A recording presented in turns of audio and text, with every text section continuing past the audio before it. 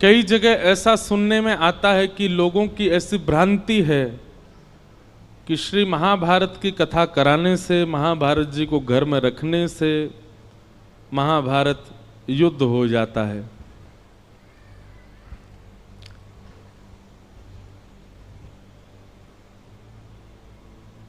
तो इसका मतलब तो ये मानिए कि रशिया और यूक्रेन में महाभारत के ग्रंथ रखे हैं, युद्ध ही नहीं खत्म हो रहा उनका।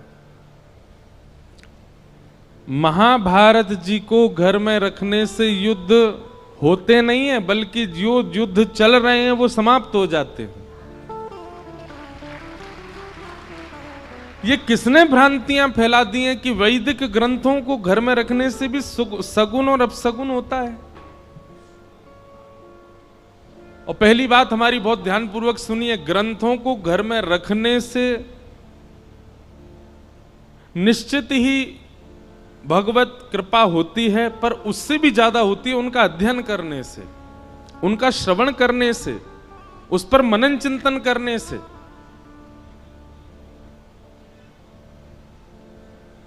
एक कथा अचानक याद आई हमको। एक महात्मा थे, वो कुछ नहीं रखते थे अपने पास में, कभी किसी से कुछ लेते भी नहीं थे। हां, कोई भगवत वस्तु दे दे तो उसको संभाल लेते थे। किसी भक्त ने उनको गीता जी दे दी, महात्मा जी बड़े प्रसन्न हुए, गीता जी को उन्होंने स्वीकार कर लिया, रोज पढ़ते थे। कुछ दिनों में संपूर्ण गीता जी का पाठ पूरा हो गया। तभी एक व्यक्ति, उसके अंदर वैराग्य जाग गया था, महात्मा जी के पास आया, बोले मुझे अपनी सेवा में रख लीजिए। तो महात्मा जी ने उसको अपनी कुटिया में रख लिया। निष्किंचन महात्मा। एक दिन उनके मन में भाव आया कि हम कुछ तीर्थ यात्रा करने के लिए जा रहे हैं।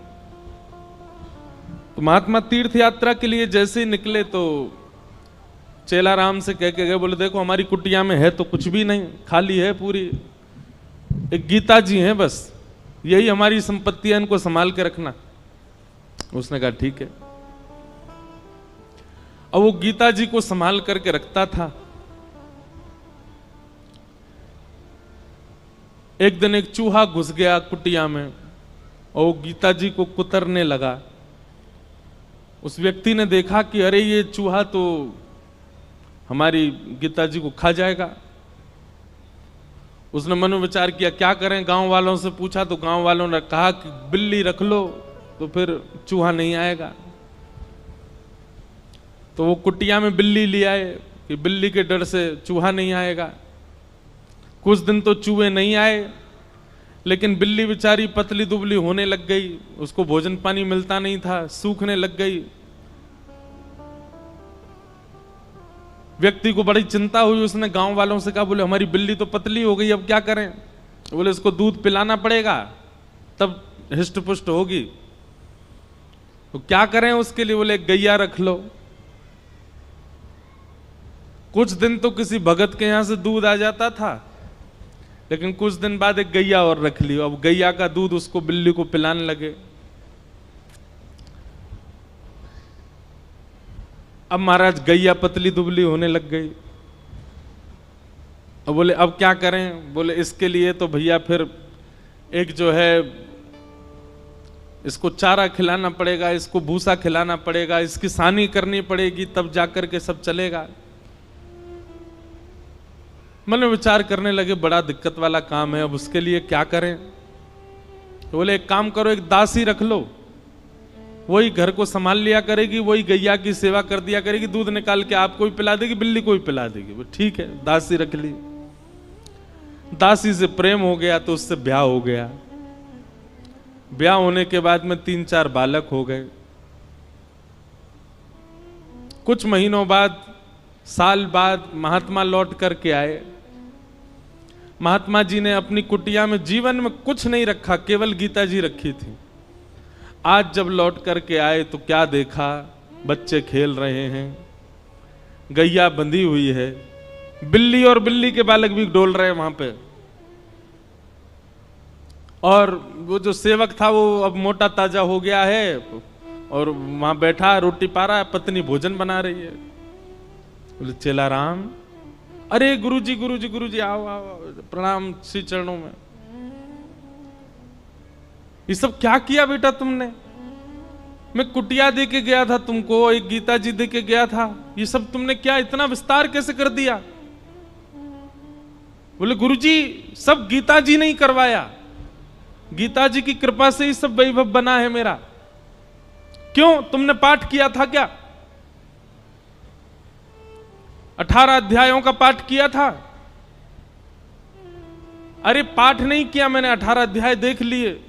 बोले कैसे देखे? बोले पहला अध्याय तो बिल्ली है, दूसरा अध्याय गैया है, तीसरा अध्याय पत्नी है, चौथे पांचवें छठवें रोल लाइन नीचे सारे अध्याय हैं।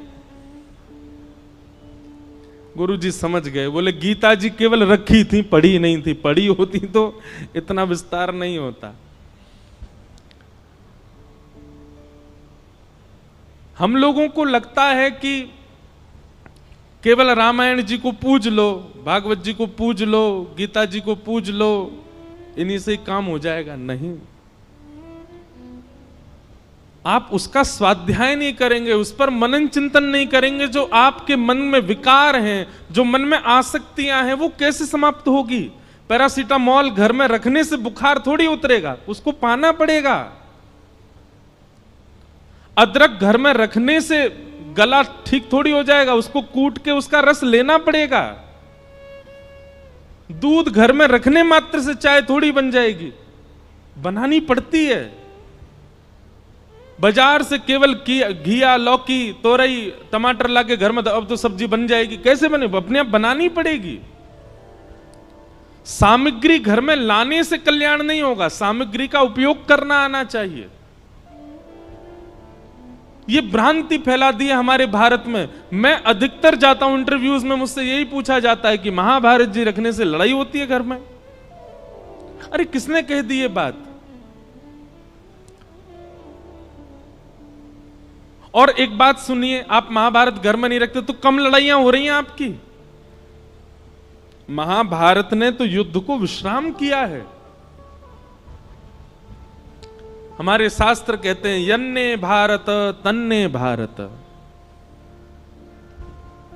पूरी दुनिया में आप जो कुछ भी देखते हैं, चाहे वो स्वभाव हो, चाहे वो व्यवहार हो, चाहे वो दोष हो, चाहे वो गुण हो, ऐसा एक भी दोष, गुण, स्वभाव, व्यवहार, क्रिया नहीं है संसार में जो महाभारत में नहीं लिखी हो। सब लिखा है।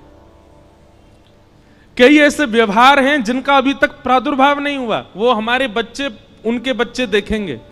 जैसे हमारे दादा परदादाओं ने आज का युग का जो व्यवहार है ये नहीं देखा था। अब कई कई नए नए व्यवहार आविष्कृत हो रहे हैं ना, जैसे जैसे कलयुग आगे बढ़ रहा है। सब लिखा है महाभारत में। और जो महाभारत में नहीं लिखा, हमारे संत जन कहते हैं वो दुनिया में आपको कहीं देखने को मिलेगा ही नहीं। सब कुछ है महाभारत में।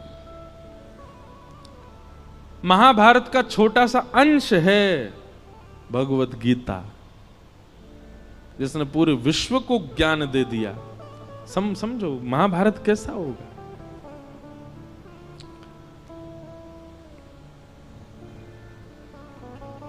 कल हम लोग द्रौपदी का प्रसंग सुन रहे थे। तत्पश्चात भगवान ने उत्तरा के बालक की रक्षा की, वही बालक परीक्षित हुआ। हमारे पूज्य पिताजी महाराज के गुरुदेव भगवान अनंत श्री विभूषित श्री रामानुज प्रपन्नाचार्य गुरु जी महाराज, हमारे दादा गुरु, उन्होंने भागवत जी के कई विषयों पर छोटे छोटी किताबें लिखी हैं। वो कहीं प्रकाशित नहीं है, हमारे घर में ही रखी हैं बस। तो कभी कभी मैं देखने का अवसर मिलता है तो मैं उसमें भाव देखता हूं गुरु जी के। तो वहां गुरुजी एक बात को संकेतित करते हैं कि भगवान ने उत्तरा के बालक की रक्षा क्यों की। अच्छा, भगवान बाहर खड़े खड़े भी ब्रह्मास्त्र को नष्ट कर सकते थे, लेकिन ठाकुर जी गर्भ में क्यों गए? गर्भ में जाकर के उस बालक की रक्षा क्यों की? ब्रह्मास्त्र चलाया था ना उत्तरा के बालक पर, बाहर से ही देख देते ब्रह्मास्त्र नष्ट हो जाता। ठाकुर जी भीतर क्यों गए? और वो भी उस गर्भ में गए जिस गर्भ में न जाना पड़े, इसके लिए सारे वेद वेदांत और उपनिषद कहते हैं, सारे पुराण यही तो कहते हैं ऐसे कर्म करो कभी गर्भ में ना पाओ। भगवान खुद चटपट घुस गए भीतर रक्षा के लिए। तब हमारे गुरुदेव भगवान कहते हैं, बोले सामान्य बालक होता तो ठाकुर जी बाहर से ही ब्रह्मास्त्र नष्ट कर दे।